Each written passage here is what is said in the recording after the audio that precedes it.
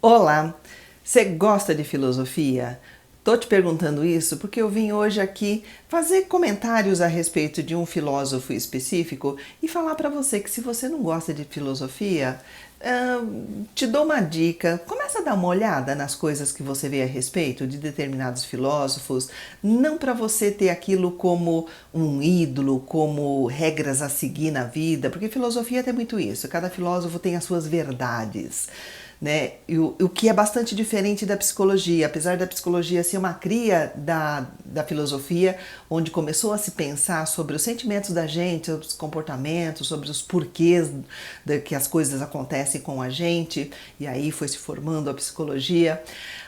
A filosofia ainda é bastante interessante e eu acho que o aspecto mais interessante é a gente saber da vida do filósofo, a gente ter as ideias da pessoa, ele coloca ali claramente das coisas que ele pensa e a gente dando uma pesquisada, a gente consegue encontrar também sobre a vida dele. O que aconteceu com ele? Que infância que ele teve? E aí a gente consegue fazer algumas ligações, alguns pontos. Eu acho que é como se fosse, não sei se eu estou abusando para falar isso, mas é quase que se fosse um paciente que a gente atende na clínica, que a gente conhece tão profundamente e a gente sabe tanto as coisas que a pessoa pensa, tanto as crenças que ela foi absorvendo, as verdades que ela foi ali alinhando na vida dela, que às vezes podem ser verdades mesmo, às vezes não, às vezes são crenças disfuncionais, mas é uma pessoa que tem a vida pública, é uma pessoa super conhecida, é uma pessoa que você pode saber a respeito e você pode fazer essas conexões. E é isso que eu vou fazer com o Schopenhauer hoje. Fazer um pouquinho da conexão da vida dele com alguma coisa. Eu não vou me aprofundar nos pensamentos, nas ideias, eu vou entrar um pouquinho mais na história dele. Vamos entender isso, que eu acho que vai ser divertido, acho que vai ser interessante. Fica até o final para entender a conclusão disso tudo. No final, deixei para o final uma carta que a mãe de Schopenhauer escreveu para ele. Porque eu acho que conforme a gente entende um pouquinho a vida das outras pessoas, e a gente é muito curioso na vida das outras pessoas, por isso que a gente assiste novela, por isso que a gente lê romances, por isso que a gente assiste sitcom, assiste séries, porque cada vez que você sabe um pouquinho a respeito do funcionamento da outra pessoa, você consegue fazer algumas correlações com relação à sua vida, aos seus sentimentos, às coisas que você pensa, às coisas que você faz.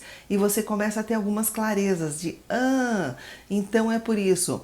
Então a gente lê alguma coisa sobre um filósofo, não é para concordar, não é porque filósofos reconhecidos, pessoas inteligentes, pessoas super famosas, pessoas que estão aí com livros publicados há décadas, há muito mais do que isso, há séculos, e, e que pensam completamente diferente um do outro.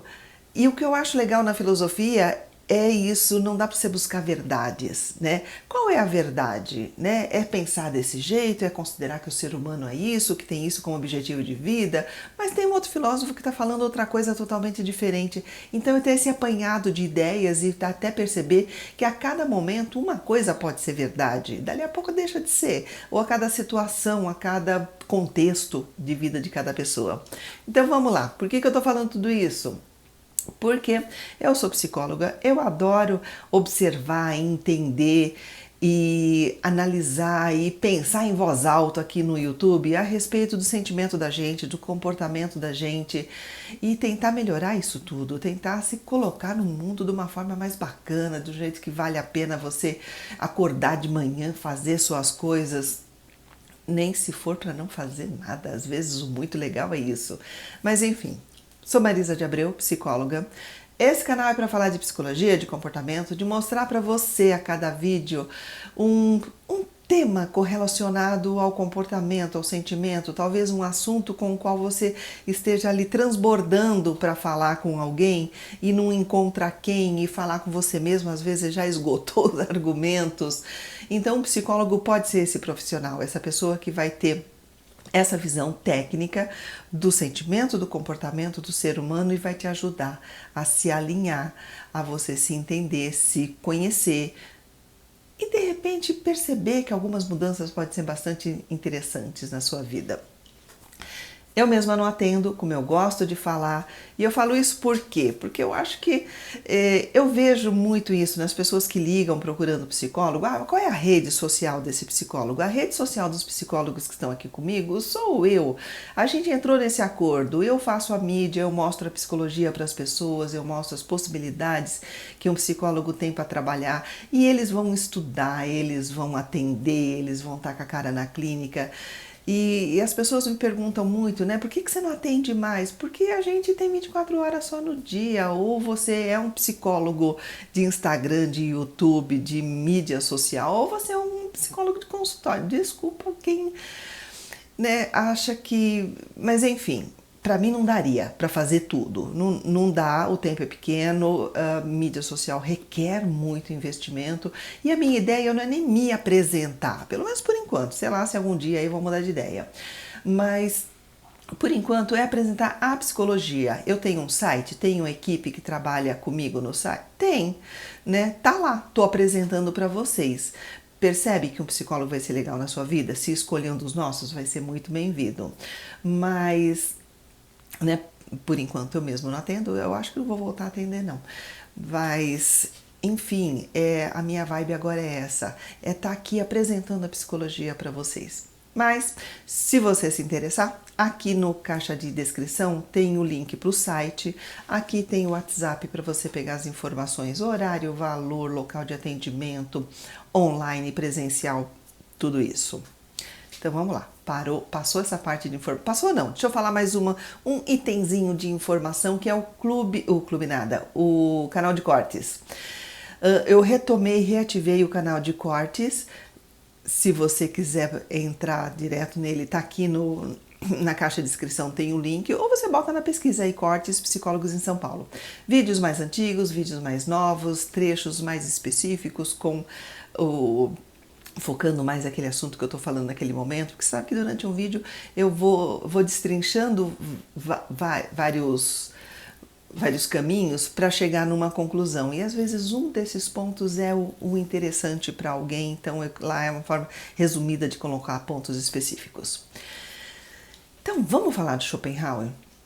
O que acontece com esse rapaz, né? Um filósofo que viveu lá no século 18, 19,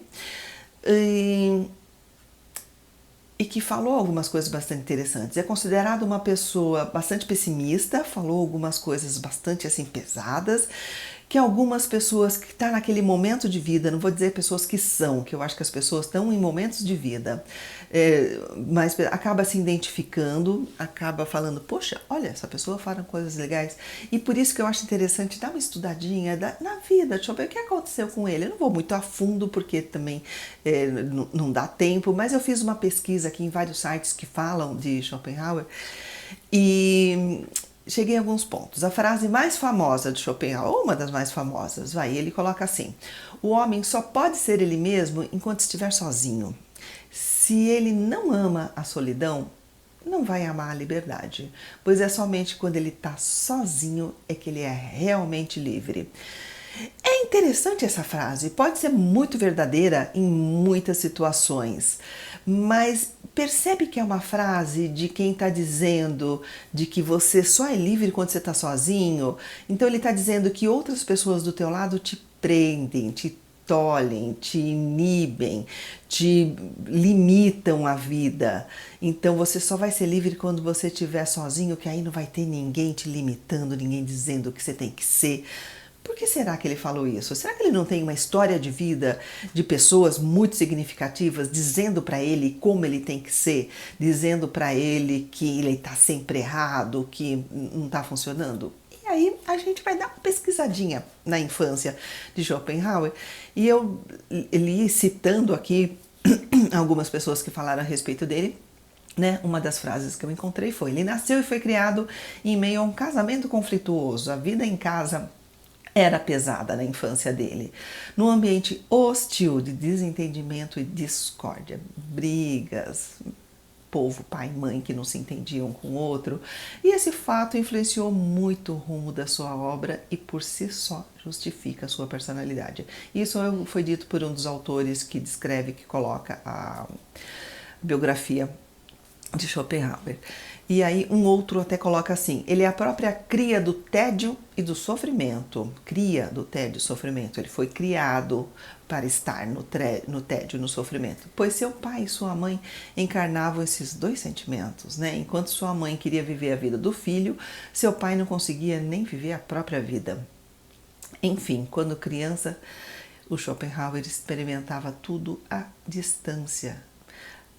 Os biógrafos, as pessoas que estudaram, que pesquisaram como era a vida dele, perceberam que ele é uma pessoa que experimentava tudo à distância, não tinha conexão, não tinha ligação, não tinha um vínculo afetivo, gostoso, interessante com pai e com mãe. Né? Eram pessoas que estavam lá brigando um com o outro, ele dentro de casa nessa balbúrdia toda e de plateia de uma bagunça muito grande. Mãe, que tipo de mãe que ele teve? Consta em um dos autores aí das biografias que ele teve uma discussão com a mãe e a mãe empurrou ele escada abaixo. Então a gente já pode ver que tinha agressões físicas, tinha violência dentro de casa. 26 anos de idade, ele rompeu com a mãe, nunca mais voltou a falar com ela, mudou, saiu de casa e decidiu não ter mais contato com a mãe. Essa pessoa, essa senhora que me colocou no mundo não merece mais ter a minha palavra, o meu contato, me ver, não cortou, nunca mais viu a mãe. 26 anos de idade. Então a gente pensa como é que devia estar a cabeça de uma pessoa que não podia contar, e pior ainda do que não poder contar, que sentiu necessidade de eliminar da vida dele a pessoa mais importante da vida dele, a pessoa que colocou ele no mundo, a pessoa que pegou ele no colo, a pessoa que provavelmente, eu não sei desse detalhe da história, mas provavelmente deu o peito para ele, alimentou ele, ela foi a fonte única e principal, pelo menos por um período de vida, de alimento, de acolhimento, de calor, de brincadeira, de colo. E aí essa pessoa, num determinado momento, ele tomou a decisão de nunca mais ver na vida, de nunca mais conversar.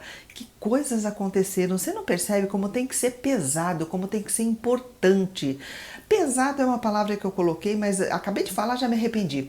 Porque muitas vezes as situações que acontecem dentro de casa nem são pesadas aos olhos de todo mundo, aos olhos de quem está de fora assistindo, mas é pesado para a própria pessoa, é significativo para a própria pessoa.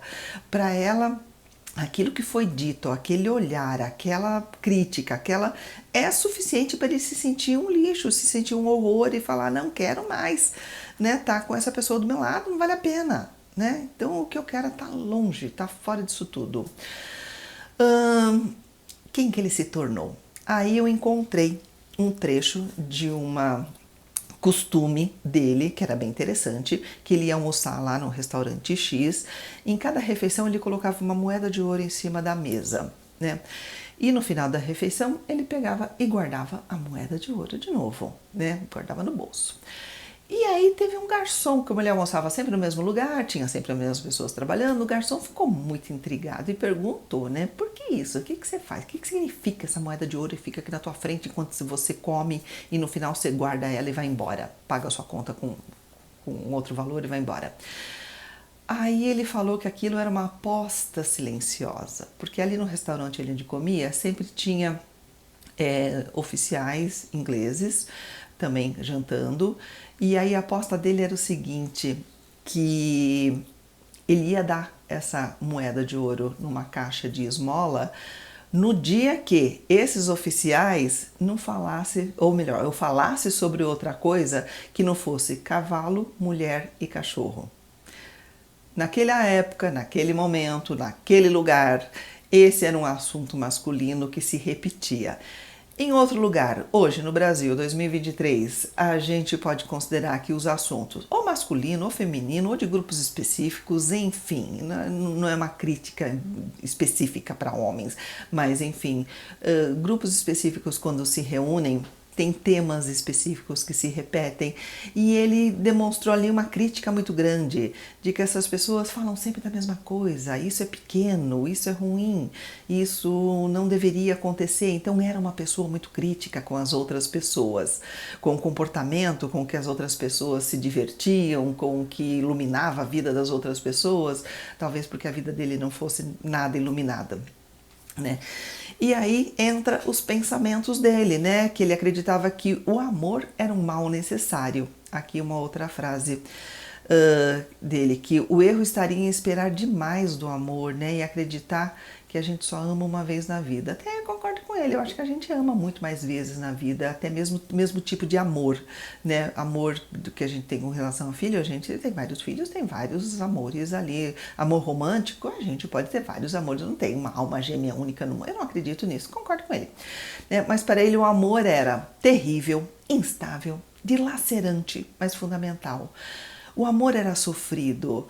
Junto com o amor, em paralelo, grudadinho, de mão dada, vinha sofrimento. Vinha uma coisa instável, vinha uma coisa dilacerante. Precisa ser assim? Não, na vida dele foi assim.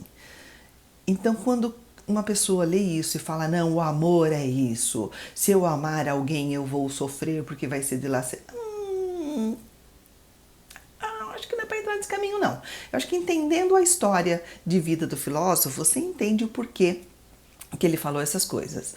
E aí, dos biógrafos, das pessoas que relatam a vida dele, coloca o seguinte: era um filósofo pessimista que tentou entender o porquê de tanta urgência, tanta angústia, tanta energia dedicada a relacionamentos. Eu meio que entendo. Quem assiste o canal pode ver a quantidade de vídeos que eu dedico para falar de relacionamento. Todas as questões que envolvem relacionamento, toda a problemática que pode acontecer. Enfim, eu acho o relacionamento uma coisa muito importante na vida de uma pessoa, porque pode ser legal, eventualmente você tá sozinho por opção, você fazer as coisas com você. Maravilhoso, maravilhoso.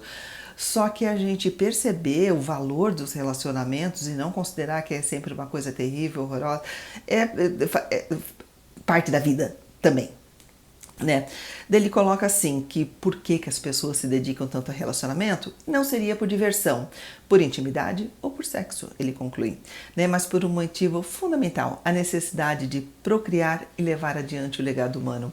Essa é uma das questões da biologia, né? Por que o ser humano, por que a vida, não vou falar de ser humano, porque todo mundo que está vivo, os animais, blá, blá, blá, lutam para se manter vivos, para procriar, para deixar descendentes, essa é uma questão biológica, esse é um caminho mais animal, digamos assim, da gente entender o comportamento humano, de por que ele se une a outras pessoas. É verdadeiro assim, 100% batata para todo mundo? Não, se a gente considerar isso 100% verdadeiro, a gente vai considerar que um casal que não teve filhos é um casal inútil. E não, é um casal que está vivendo bem, que está compartilhando a vida, que está seguindo e não teve filho ou por opção, ou porque não pôde, ou por, sei lá, qualquer circunstância de vida. E está tudo bem, né? E está tudo bem do mesmo jeito. Então, ele tinha essa visão muito pessimista com relação a casamentos, né? Ele falava assim, que casar significa fazer todo possível para se tornar o objeto de repulsa do outro. Isso eu acho que foi dito numa época que o casamento era assim, tanto uma coisa obrigatória para as pessoas, muito mal visto quem não casa e muito mal visto quem separa, pior ainda, e com toda uma série de regras e expectativas de como as pessoas têm que levar a vida delas. E aí a gente entende, né, por que uma pessoa que é obrigada a casar, depois é obrigada a ficar do lado dessa pessoa, por que em algum momento a outra pessoa se torna o objeto de repulsa. Porque tudo que você é obrigada, tudo que você está fazendo ali, você não está curtindo, você odeia aquilo, óbvio, simples. E aí a gente pode voltar na parte do tema mãe, infância, e tentar entender, né, por que tem pessoas que não têm sentimento nenhum ou têm sentimentos muito negativos pela própria mãe. O que aconteceu com essa pessoa? Qual foi a história de vida dela? E aí, no caso desse caso específico que a gente está aqui levantando, algumas opiniões bastante negativas de Schopenhauer sobre as mulheres pode estar enraizada em seu relacionamento conturbado com sua mãe, e essa é uma frase de um outro biógrafo que fala sobre a vida dele, que as opiniões negativas dele com relação às mulheres pode estar enraizada no relacionamento com a mãe, que era muito ruim. A mãe é a primeira referência de mulher que a criança tem, de cuidado, de contato, de vínculo, de união, enfim, é a primeira mãe ou adulto cuidador. Quando eu uso a palavra mãe, eu estou sempre me referindo àquele adulto que cuidou, que acolheu, que, enfim. Então, às vezes é a avó, às vezes é um pai, às vezes é o pai adotivo, às vezes, enfim, não importa. E por que não dá para levar as ideias de um filósofo ao pé da letra, como eu falei lá no começo? Se o filósofo falou, então é verdade. Nossa, esse filósofo é famoso, esse filósofo é super reconhecido, então é verdade isso que ele falou. Não, porque tem que ver a história de vida dele. Aquilo é verdade para ele, conforme o que ele viveu, é o sentimento dele. Eu acho que um filósofo, de alguma forma, ele acaba fazendo uma terapia pública na hora que ele escreve todos os pensamentos que ele tem, as conclusões de vida, os sentimentos dele, tem muito a ver com o que ele viveu, não tem como separar uma coisa da outra, né? Então, como o filósofo é a pessoa que expõe muitos pensamentos dele, é a mesma coisa que a gente conhecer, ler sobre um filósofo e saber a vida dele, do que a gente conhecer uma pessoa no processo da terapia. Parecido, bem parecido, eu acho. E aí vamos falar então da mãe de Schopenhauer. Ela escreveu uma carta para ele, eles ainda não tinham rompido. E que carta singela, né? Ela começa falando assim, eu não sei se vai dar para eu ler tudo, não sei se vai ficar muito chato, talvez eu escolha só alguns trechos. E ela coloca assim, tu não és um homem mau. E é muito interessante quando a pessoa fala alguma coisa negando, ela está mencionando aquela coisa, ela está colocando na mesa aquela situação, aquela questão. Então, quando alguém fala para o outro assim, você não é uma pessoa ruim, claro que você sente automaticamente aquela sensação de que, pera lá, eu sou uma pessoa ruim? Se a pessoa está negando isso, então ela considerou essa possibilidade para depois negar, mas ela está negando mesmo? Ela realmente chegou nessa conclusão? Eu posso então considerar que eu não sou uma pessoa ruim? Se eu não sou, por que mencionar? Por que colocar isso na mesa? Né? Tu não és um homem mau. Não estás desprovido de inteligência. Ou seja, já duvidou da inteligência dele também. Nem de educação. A educação é meio que a responsabilidade dela. Ela deu educação, ela botou na escola, ela providenciou estudos, né? Aí ela continua. Em suma, dispõe de tudo o que poderia fazer de ti um modelo e exemplo para a sociedade humana. Aí ela já começa livrando a barra dela. Te dei estudo, te dei educação. Você tem tudo para ser um exemplo na sociedade. Nas entrelinhas, não é um exemplo para a sociedade. Aí a mãe continua. Conheço muito bem os teus sentimentos e sei que existem poucos melhores do que tu. Tá com cara de elogio, né? Mas volta lá atrás no vídeo que eu fiz sobre elogio disfuncional. Isso aqui é um excelente exemplo. Conheço muito bem teus sentimentos e sei que existem poucos melhores do que tu. Você é muito bom, você é especial. Legal. Mas é também aborrecido, insuportável, em outros sentidos, acho muito difícil conviver com você. Todas as suas boas qualidades são empanadas porque se te julgas esperto demais, arrogante, não serve para nada nessa vida, simplesmente porque não pode controlar essa tua mania de querer saber mais do que os outros. Mas interessante que a gente já viu na biografia de que ela queria viver a vida dele. Aí ela acusa ele de querer saber mais do que todo mundo. Será que não foi ela a pessoa que impôs esse jeito de ser, querendo saber mais do que os outros, querendo dizer de como as pessoas têm que ser, né? De encontrar defeito em toda parte, menos em você mesmo. Você encontra defeito em todo mundo, mas em você não vê defeito. Seus defeitos que você tem um monte e você não vê. Gente, alguém está associando isso com frases comuns de mãe por aí? Não é uma mãe muito diferente, não. Desculpa, sinto muito. Eu sou mãe. Estou vestindo a carapuça também. Isso serve apenas para exasperar quem está ao redor de ti. Isso significa, ninguém gosta de você, tá? Quantas vezes essa frase não é dita por aí pelas mães, o ninguém gosta de você? O ninguém gosta de você significa eu não estou me dando bem com você. Só que eu não estou me dando bem numa relação que fui eu mesma que estabeleci. Você nasceu recém-nascido, você nasceu né, ali querendo colo, querendo carinho, querendo brincadeira. E a nossa relação foi estabelecida pelo adulto dessa relação. Aí ela reclama que essa relação é horrorosa, que essa pessoa que ela criou, que ela pegou do zero, que ela pegou de bebezinha no mundo, ela chateia todo mundo que está em volta dela. Ninguém está interessado em ser assim, ensinado e melhorado de uma forma tão violenta. Só que me parece que, pelo que você lê da biografia, que ela tentava, né, melhorar e ensinar de uma forma violenta. Ela empurrou ele das escadas, né? Menos para um indivíduo tão insignificante como ainda és. Ela chama o filho de insignificante. E o interessante disso tudo, agora eu vou cortar. E o interessante disso tudo é que numa crítica, num post que eu vi, onde foi colocado esse texto, uma das pessoas coloca que ela foi... qual foi a palavra que ela colocou? Lembrei, que ela foi uma mãe ácida, mas lúcida. Ela foi ácida. Quem tem uma mãe ácida? Quem é criado com uma pessoa ácida? E aí na biografia tem que em alguns momentos de vida ele foi mandado para casa de uma outra pessoa, passou alguns anos na casa para ter experiência de vida, para estudar, para conhecer. Que legal, que bacana, mas desvinculou das pessoas mais importantes da vida dele e foi mandado para casa de uma pessoa desconhecida. O que será que aconteceu com a cabeça de uma pessoa criada por uma outra pessoa com a coragem de falar esse tipo de coisa, com esse viés, com esse olhar tão cruel com relação ao próprio filho? E aí a gente pode perguntar, né? E o pai nessa história? Quem era o pai? Se fala pouco mesmo, né?